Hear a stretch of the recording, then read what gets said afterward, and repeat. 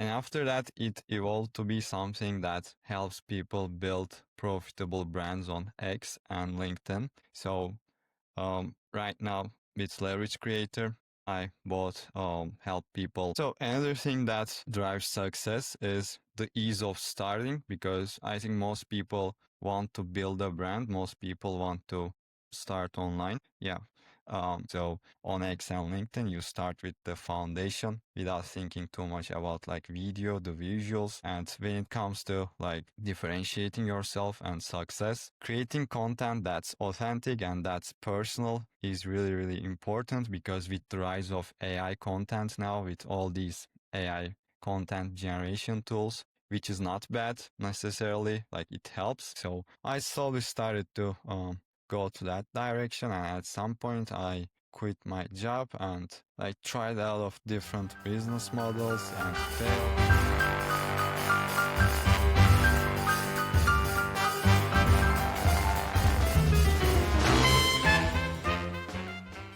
Onat, what is Leverage Creator and how can I be one myself? Hey Abby, so first of all, thanks for having me here. And what Leverage Creator is, it was first a cool name that I found when I was trying to like find a name for my brand. And after that, it evolved to be something that helps people build profitable brands on X and LinkedIn. So right now, with Leverage Creator, I both help people build brands on X and LinkedIn with ghostwriting, and also with my consulting services with the methods that I created in the last 2 years of building my brand online, and also helping 30 plus clients. Amazing. So I would say that we just go through all of them. So building on X and LinkedIn, what are things that I should maybe focus on more than others? Are there like things that drive success more than other things that seem very important? That's a good question. So first of all, X and LinkedIn are the best places for the beginners to build their brand online, in my opinion. And that's for a few reasons. So first of all, both on X and LinkedIn, you have the social aspect where you can engage with others, build your network and your community. So you don't have these things on other platforms like TikTok, YouTube, and all those other platforms. But on X and LinkedIn, you can build a solid community around your brand, which will fuel your growth, and also when it comes to getting clients. So you already mentioned that it's beginner friendly and that it can be social, but are there like more things to it, like maybe that it's writing based? Maybe that's easier for some people than, let's say, a video like this. Yeah, of course. And yeah, so another thing that drives success is the ease of starting, because I think most people want to build a brand. Most people want to start online. Just a second. Yeah. But most people can't really start because they think that it's too complicated. Like now I have to create YouTube videos. I have to be good on camera. I have to write the script. I have to edit it. I have to post it. But now like no one will watch it because you are fully dependent on the algorithm. Like you can't build your community. So first of all, the ease of starting. And when you start seeing the results, you continue, because on short form platforms like on X and on LinkedIn, it's a lot easier to gain traction compared to longer form platforms like YouTube or Medium, like writing long, even written content. So those are like harder to gain traction. And yeah, another thing is, as I mentioned, so it's easier to gain traction. And once you see the results, it becomes a lot easier to continue. And another thing is, like, writing is the foundation of all content, all media, social media. So on X and LinkedIn, you start with the foundation without thinking too much about like video, the visuals. So that's another thing that really helps people get started. And when it comes to like differentiating yourself and success, creating content that's authentic and that's personal is really, really important, because with the rise of AI content now, with all these AI content generation tools, which is not bad necessarily, like it helps. I also use them, but this makes it a lot easier to write content and create posts, and people use these mindlessly. So there's an exponential increase of content because of that. So normally writing a LinkedIn post could take 10, 15, 30 minutes, like even an hour. But now people can write a LinkedIn post in 30 minutes, and this really increases the content demand. So we have a lot of this AI generated empty content. So that's why it's really important to create content that's authentic and that's not easily replicated by AI. So that's like one of the most important things. And also, as I mentioned, like combined with building your community and building a solid network, it really works wonders. So you said that it's rather beginning friendly. Would you say that in the future someone would or should consider maybe moving to other platforms than it? So for me right now, in my example, I switch over to YouTube, Substack as my newsletter, YouTube as my Mhm. podcast promotion and long form in the future, and Warp to basically combine them all under one umbrella. When should someone consider maybe moving on to another, maybe more specific platform? Yeah, that's a good question. I think at some point you need to add other platforms, especially YouTube and email. I think those are like the first things that you can add after gaining some traction on a short form platform like X and LinkedIn, because the long form depth and the compounding effect there is really powerful. So what I suggest is, once you get the hang of things and once you see that you are getting consistent results and like it's not guesswork, you know what works, and when you do those things you know that you get results. Like once you have that confidence, I think it makes sense to add another platform if you have the bandwidth, if you have the time. I think it really helps. But as I said, like if you don't have the time or the bandwidth, like people can scale to like huge numbers with just one platform. So it's not like mandatory, but yeah, I think it really makes sense to add another platform once you get the hang of the things on the first one. Mm. And I see a lot of people make the mistake of starting with a lot of platforms, like they post on Instagram, on X, on LinkedIn, and before knowing what really works and before knowing how they can get results for themselves. So this really sets them up for failure, because it's really hard to like track all those platforms at the same time with your full focus. So it's really hard to like track the data and see what works. So when you start with that way, I think it's like it will most probably cause like failure. And you mentioned that you should build some form of confidence or a baseline or foundation with what you're doing already. How do I really know what this foundation looks like?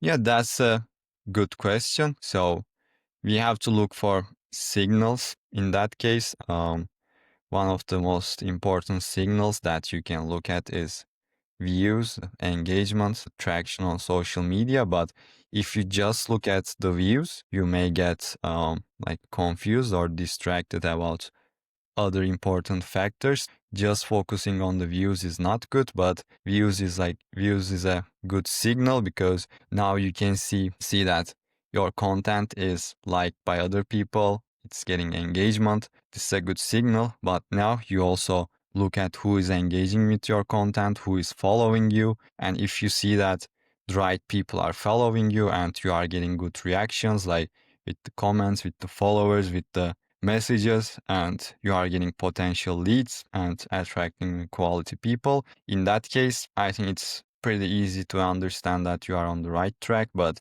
if you just look at the views, it might direct you into a wrong direction. But if you also look at the quality, and if you look at your goals, and if these views get you closer to your goals, it means that you are on the right track and you get the hang of the things, I think. Yeah.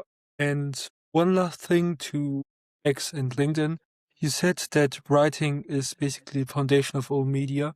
Can you maybe explain how to write better on these platforms? Because I know that there's so many frameworks or ideas around this, but what would you say is your opinion on all of this? What would you say makes good content on these platforms? Yeah, that's a good question. So, first of all, I want to start with this. Good content on every platform looks different. What I see a lot of people do is they create one piece of content and they repurpose it to every platform, and they see that like those contents don't do well on those platforms. or they may be getting like really good traction on one platform and they just, for example, their reels are doing really good and they just post reels on X or like LinkedIn. I see those people and those stuff don't do well because each platform has their like own meta. So it's like you have to create content that's native to the platform, and the principles are mostly the same, but the details are mostly different for each platform. So you have to first study and understand what works in each platform. I would start with that and focus on focus on that platform. And that's why also it's hard for people to start with a lot of platforms and gain traction, because it's not easy to like get good in even one platform, and now they are trying to like get good at multiple platforms. So it's hard to develop that skill of creating good content for that platform. But yeah, in general principles, the hook and the idea of the post is the most important thing, like 80-90% of the post. So you should like look at what type of hooks the structures do well for other people, but also look at your own data, you look at your own background and what are the content angles that you can use. So right now, for example, like most of my posts do well, get thousands of views, like my posts hardly flop because I've been posting on X for 2 years. I had bad posts, I had good posts, and I learned that for me, for my experiences, like these are the content angles that do well. So I do more of those content angles with the hooks that are proven both from my content or other content, other people's content. And yeah, that's like the main thing, because everyone has different things that they can talk about. And like some of those content angles and ideas will be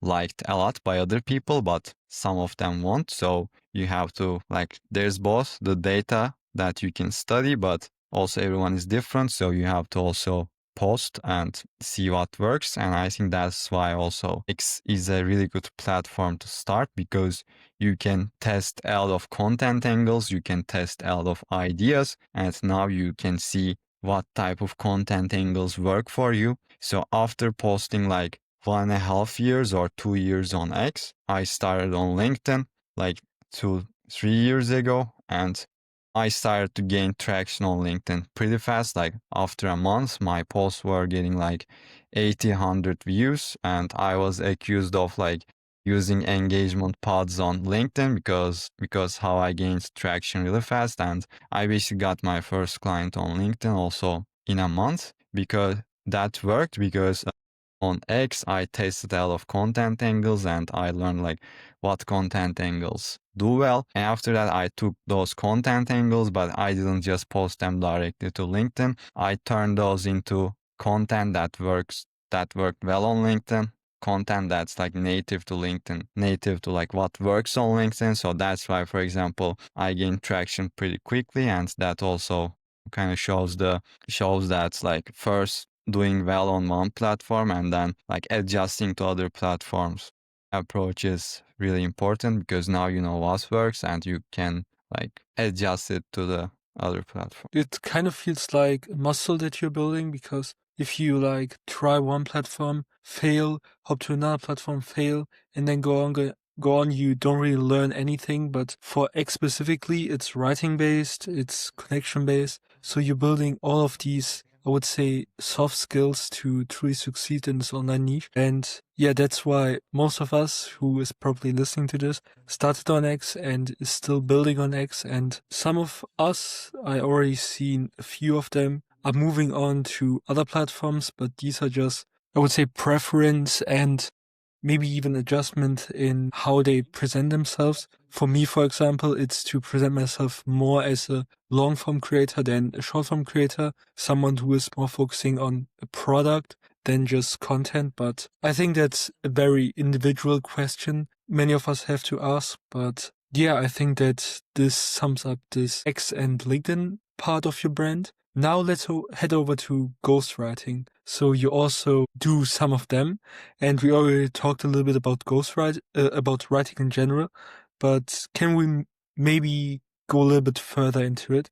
So you said hook and ideas and testing out. So how does the testing process of let's just say, writing in general looks like before we go deeper into ghostwriting. So not in the context of ghostwriting, like testing ideas in general. Yes. Yes. Yeah, I think it's really important to create a document basically summarizing like what you did, like what you are doing, your personal life, and kind of all the data about you that you can create content about, because most people like sit down looking at a blank page and they don't know what to write about, because like they're just looking at a blank page and it's hard to like create from that point. But if you like prepare just a little bit and create a document of your like experiences and what you did, your backgrounds, like all that stuff, I think it's really easy to like pull a few things there and just talk about it.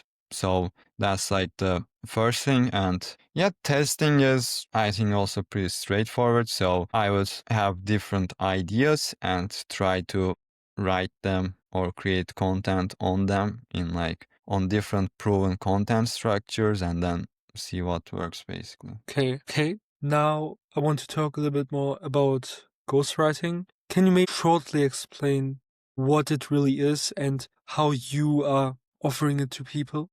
So ghostwriting is basically the ghostwriting creating content for other people in their voice and tone, creating content that helps them accomplish their goals and like follow their strategy. So you are start like yeah. So basically, each ghostwriting client is different. Everyone has different goals. Everyone has like different voice and tone. So it's really important to first understand their goals and their strategy and create content around that with their voice and tone, but also around proven content principles that would work. So that's really important. So I think most ghostwriters also don't fully understand what the goal of the client, and they kind of just do maybe what works for them or what they see from other people that works. They just do that. But then, like, even if they can get good results, sometimes, like,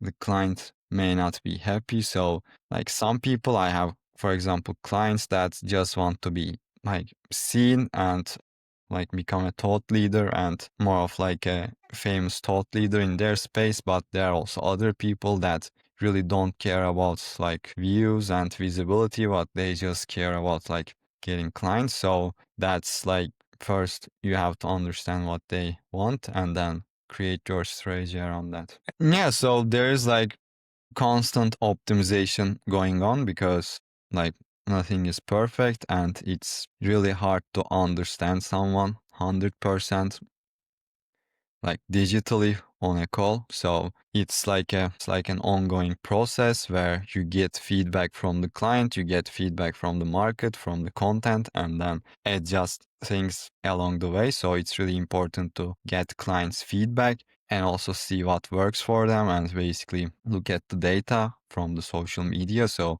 that's really important. And how I do it is basically first when they join, I have an onboarding form that they fill so that we don't waste time on the call talking about like basic things. Yeah, after the onboarding form, we have a onboarding slash interview call where we go deeper into things and get into more details than the onboarding form so that we can basically create good content. But after that's like it's like an ongoing process, like I mentioned. So there's like constant optimization going on. So each week we update the client with what worked, what didn't work, and also what they liked about the content, what they didn't like, so that the next week basically we can do better. So that's like the process. So it's really important to also look at other niches, other markets, and what worked in those markets because you can like take the principles there or the structure there and apply it to your own content. So it really also improves you as a ghostwriter to work for a lot of different clients basically because for example let's say that I have clients in the tech slash like startup space. It's like a completely different space but at the same time like there's like overlap, so what works in other niches also works there and you can take what works there and apply in like different niches. So I had the opportunity of like working with people who are in a lot of different niches and markets. So you learn the market, you learn their business, you do research, you also follow a lot of thought leaders in that market basically. And yeah, this really improves you as a writer. Yeah, of course. Like if you see what works in another market, you can try it on your own and yes, see if it works, it doesn't work, and it also helps you like generate a lot of different ideas and like increase your total understanding of like social media, marketing and writing. Now I want to talk about consulting. So you're also offering that. How does you offer consulting? Is it based on X, LinkedIn, or is it more broader towards business and personal branding? It's mostly about X and LinkedIn. And for consulting, I mostly work with like up and coming people to help them build their brands and get clients. And for consulting, it's mostly for like up and coming people, for like creators, experts, or business owners that are just starting on the platform. And who would you say should consider getting consulted or getting your help to build their brand? I think all the people that want to like build and monetize their brands on X and LinkedIn, and if they want a proven strategy that works, and if they don't want to like waste time with trial and error, and or if they don't want to like have the uncertainty or confusion that's like I'm doing this, like will it work, or I got stuck like at this level, things like that. If they don't want to waste time for that, and if they have the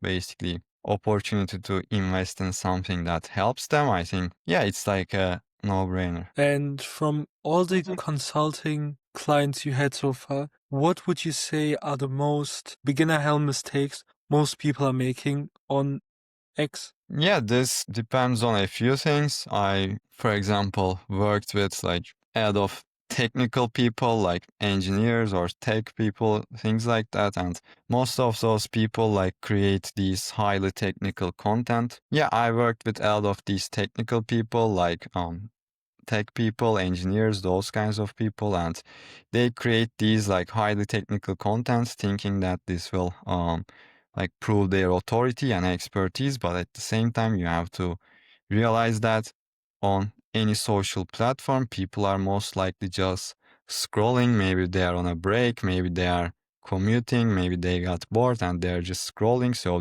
most people don't have the attention depth to consume like those kinds of content. So you really have to like create engaging content that's easy to read. So that's one of the examples. The other one is like not creating personal content or creating content about their like expertise or background. So in this case, like they may be still getting like views out of engagement, but most of that don't convert to followers or clients, or they mostly like spin their wheels, because when you create those type of content, people just see it, maybe they find it like engaging, but then they don't remember who wrote the content, like they don't remember you, so the content like doesn't build relationships. So you have to also talk about yourself and create personal content so that you slowly over time like build connections and like build an audience that really cares about you. And the other thing is, of course, like not building your community and network, because that's like one of the most powerful things that you can do on X and LinkedIn, because we have so much content right now that it's not reasonable to expect to just post stuff online and gain traction unless you are like a huge celebrity, because like there's so much content everyone's posting. And that's why it's really important to build your community and yeah, basically build a community that supports you. So that's also another thing that's really important. And people sometimes think that's like I have to like engage, like I have to do comments. It's like a time wasting activity, but at the same time you have to also think about like you actually get to do those things, because on other platforms, for example on YouTube, like you can't engage and you are like fully dependent on the algorithm, but on X, on LinkedIn, you are not fully dependent on the algorithm, and you can build your community and really build a community that fuels your brand's growth, basically. What would you say does the general process of a creator looks like? So what are the stepstones to enter a new phase of a creator? Yeah, like probably there isn't a one size fits all answer here, Mhm. but what I see most commonly and what I think makes sense the most is kind of first starting with like playing around with content, see what works, like see if you are getting followers, views, and kind of start from there to basically play around with content you're writing and see what gets traction, see what gets views. And after that, I would, once you get to that stage, I would focus on like attracting more of those people that you really want to attract, like quality people. Does this content like attract the right type of people? So I look at that, and once you also like kind of figure it out how to attract like the right people, after that I start focusing on like differentiating yourself.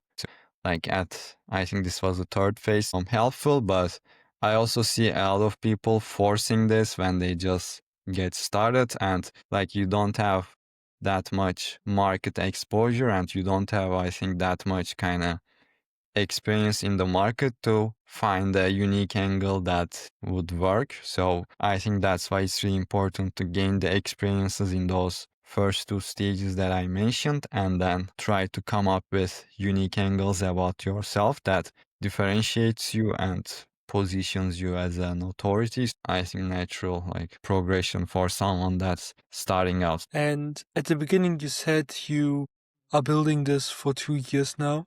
What would be one piece of advice you would give yourself 2 years ago from your standpoint now? And advice that that I would give my like earlier self, right? Yes, so especially the one who is just starting out 2 years ago. I think the most important thing is like not overcomplicating it and not kind of sabotaging yourself. So that's like the first thing, because like I think most people have this idea that like they have to do things in a super like complicated way or in a super different way, or they have to like invent something new, things like that. But most of the time when you just simplify things and get down to the foundations, it will work even better. So most people think that like you need to be like super smart, super complicated, but at the same time, like when you, for example, like when I look at my own experiences, when you dump things down, when you kind of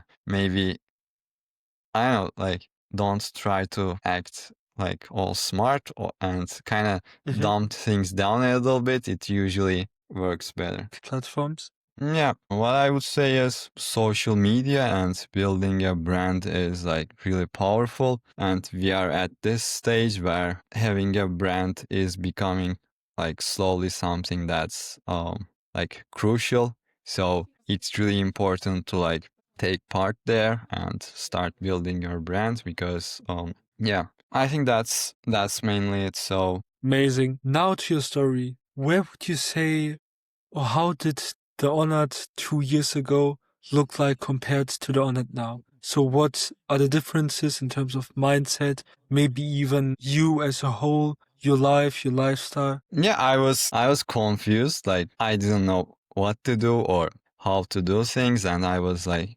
overcomplicating stuff a lot. So I was thinking about a huge goal, like I need to be at this level, but I didn't know my next steps. So I think it's really important to like take it step by step. And when it comes to the mindset, I don't think like there's a huge change, maybe more self-belief, but I don't think I have a huge like mindset shift. So it's like taking it step by step, being intentional and looking at your goals and taking each step with intention, thinking about like if I want to get to this level, like do these steps will get me there?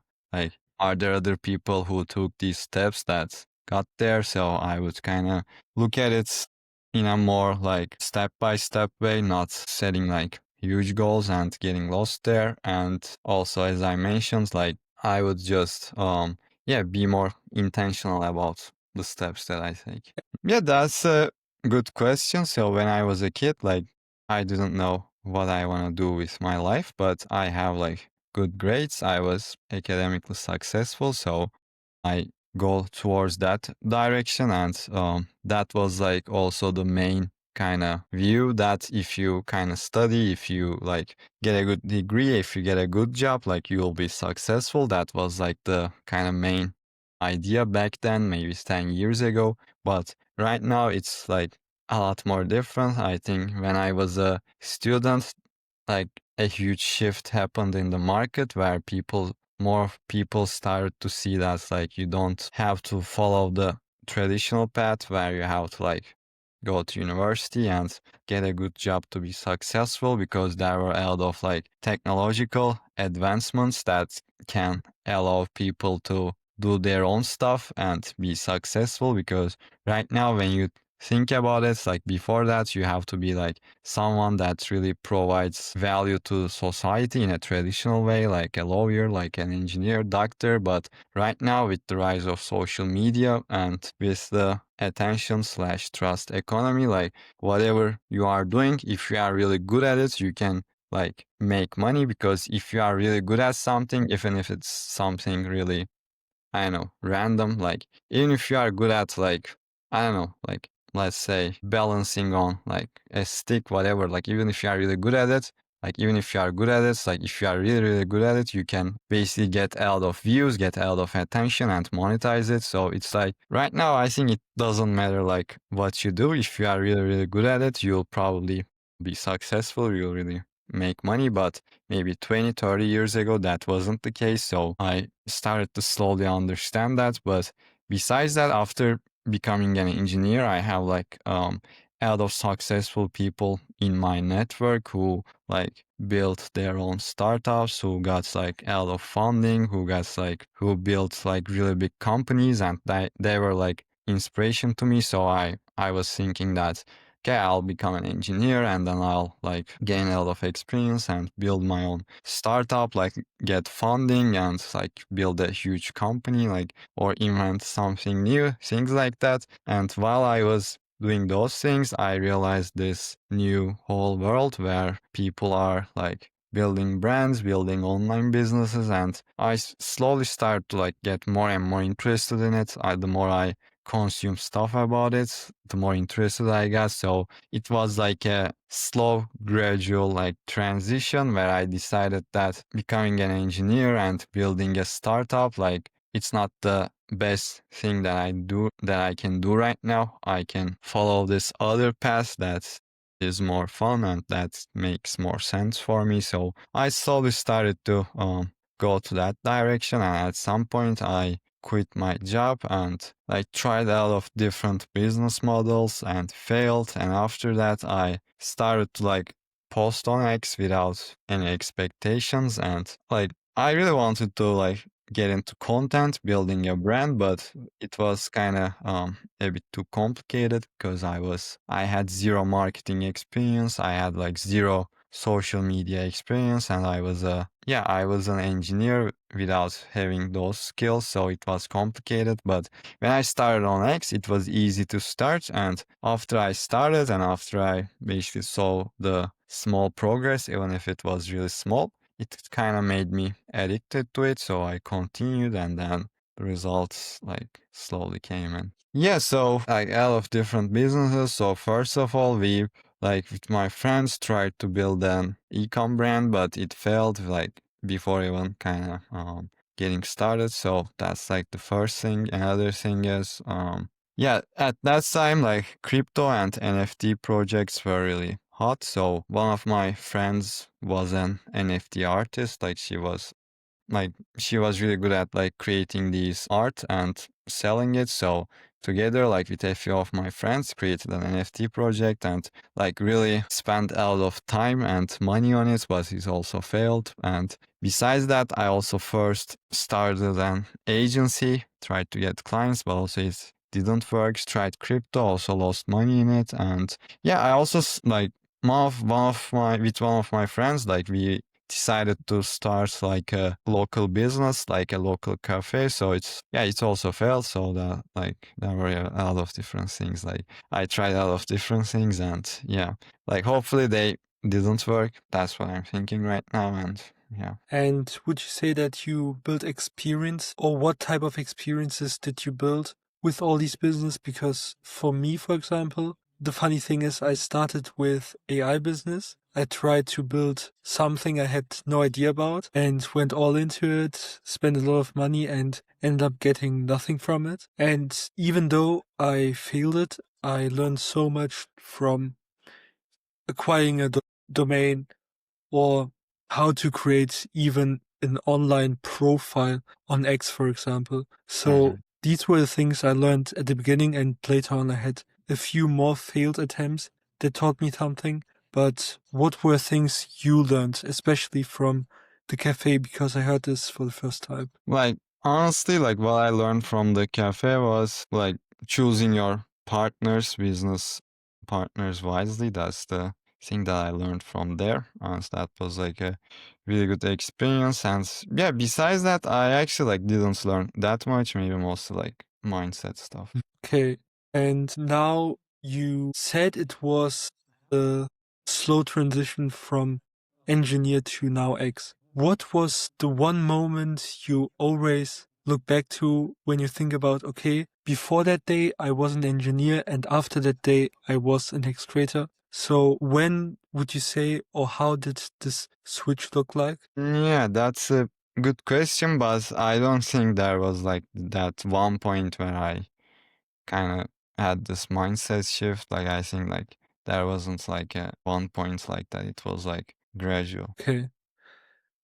So, very interesting story, and especially the cafe part is something that sounded very interesting, and I actually heard it for the first time. Now I want to go more over the mindset part. So you said from the beginning, so from 2 years ago to now, there wasn't that much of a mindset shift.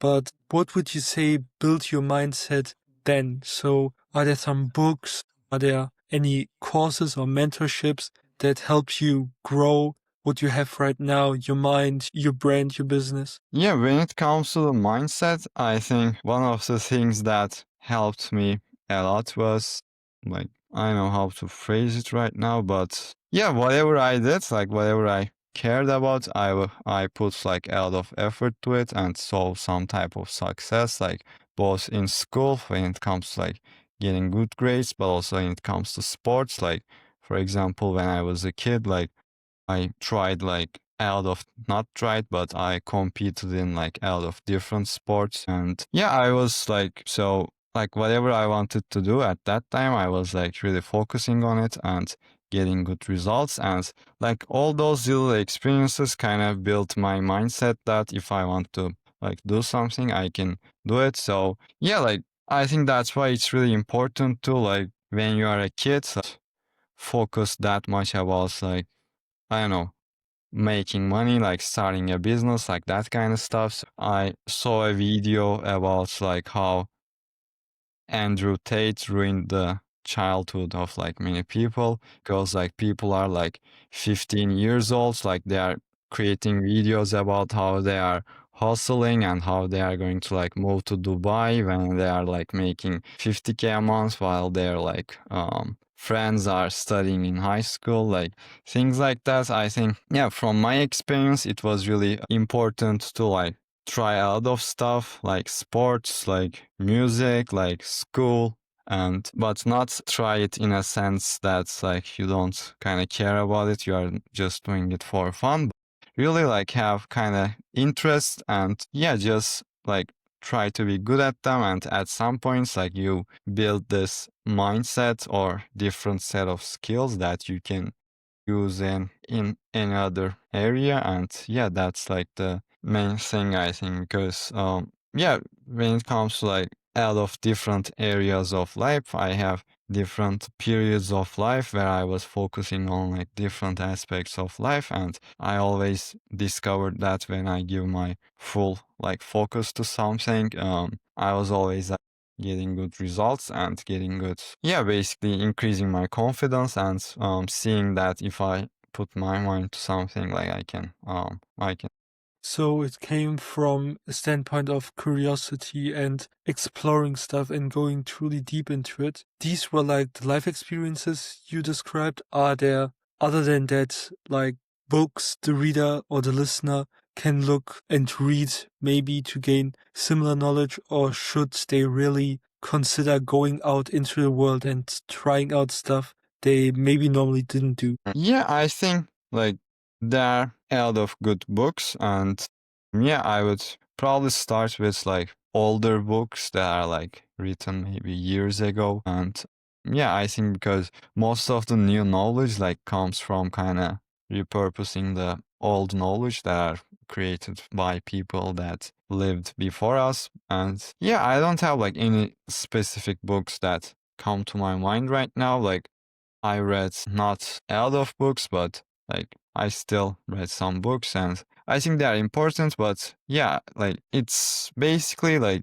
knowledge. It's basically so you can like find knowledge in from other sources, not just books. But yeah, books are also important. But yeah, like it depends. So right now, like I don't have to like consume, for example, any kind of resources or things like that. I'm just focusing on what I'm doing. And yeah, that's also fine because right now you are learning from your experiences, like from your actions. Like that can be even like better than books. So yeah, that's like my main idea. Like books are good, but they're also like you don't have to kind of be successful to like read, I don't know, like Think and Grow Rich or 48 Laws of Power, like things like that. Like they are good, but still.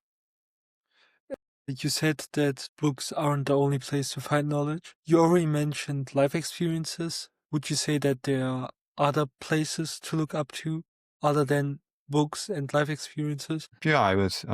I think we can break this down into two categories where it's like kind of general knowledge, like general personal improvement, and the other part is like consuming something that's specific to what you are doing, like your profession, things like that. I think, yeah, both are like good, basically. Amazing. Thank you. I think that we covered a lot of who you are, what you're doing, how to build personal brands. Is there anything you still want to say to a listener? Yeah, as I also mentioned about like the books, resources, I think the based data comes from your experiences, and if you are not sure about what to do, you probably know like what's best for yourself. I think more people like need to trust their own intuition and trust their own kind of logic. So I think there are a lot of people that are like looking for answers like from different people, and sometimes people that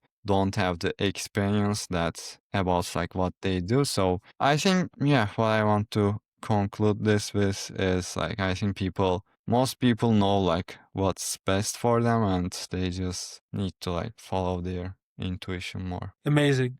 Thank you, Onat, for this amazing talk. And yeah, thank you. Thank you, man. Thanks for having me.